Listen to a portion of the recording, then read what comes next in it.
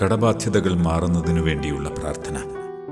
പിതാവായ ദൈവമേ, ഒന്നിനും കുറവില്ലാത്തവനായ അങ്ങയുടെ പുത്രനായി എന്നെ ഏറ്റെടുത്തിരിക്കുന്നതിന് ഞാൻ അങ്ങേക്ക് നന്ദി പറയുന്നു. സകലത്തിൻ്റെയും പരിപാലകനും സകല സമ്പത്തിൻ്റെയും ഉടയവനുമായ അങ്ങയുടെ ആശ്രിതരെ ഒരു കുറവുമില്ലാതെ പരിപാലിക്കുന്നതിന് അങ്ങേക്ക് നന്ദി പറയുന്നു. എന്നാൽ പിതാവേ, അങ്ങയുടെ ഈ മകൻ്റെ കുടുംബം കടബാധ്യതകളാൽ വലയുന്നു. എത്ര ശ്രമിച്ചിട്ടും കൊടുത്തു തീർക്കുവാൻ പറ്റാത്ത കടങ്ങൾ അടിയനെ അലട്ടുന്നു. ഓരോ കടവും തീർക്കുവാൻ ശ്രമിക്കുമ്പോൾ മറ്റനേകം പുതിയ കടങ്ങൾ ഉണ്ടാകുന്നു. ജീവിതകാലം മുഴുവൻ ശ്രമിച്ചാലും അടിയൻ ഇന്നുള്ള കടങ്ങൾ തീരുകയില്ല. യാചിക്കുവാൻ പോലും അടിയന് സാധിക്കുന്നില്ല. കർത്താവേ, ഈ സാഹചര്യത്തിൽ അങ്ങയുടെ സന്നിധിയിലേക്ക് എൻ്റെ കണ്ണുകൾ ഉയർത്തുന്നു. പിതാവേ, അങ്ങ് കനിഞ്ഞ് അങ്ങയുടെ കാരുണ്യം വർഷിക്കണമേ. അടിയന്റെ പാപകടങ്ങൾ ക്ഷമിക്കണമേ.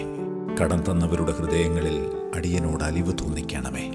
അടിയന്റെ സാമ്പത്തിക സ്ഥിതി വർദ്ധിപ്പിക്കണമേ. അങ്ങനെ കടബാധ്യതകൾ തീരുമാറാകുവാൻ പ്രാർത്ഥിക്കുന്നു. അങ്ങയുടെ പുത്രനായ യേശുവിൻ്റെ നാമത്തിൽ ഈ പ്രാർത്ഥന സമർപ്പിക്കുന്നു. പാപിയുടെ നേട്ടങ്ങളിൽ അസൂയ വേണ്ട. കർത്താവിൽ ശരണം വെച്ച് നിന്റെ ജോലി ചെയ്യുക.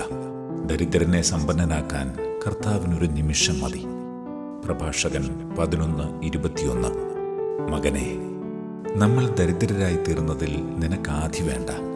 നിനക്ക് ദൈവത്തോട് ഭക്തിയുണ്ടായിരിക്കുകയും നീ പാപത്തിൽ നിന്ന് ഒഴിഞ്ഞു നിൽക്കുകയും അവിടത്തേക്ക് പ്രീതികരമായത് അനുഷ്ഠിക്കുകയും ചെയ്താൽ നിനക്ക് വലിയ സമ്പത്ത് കൈവരും. തോബിത്ത് 4:21.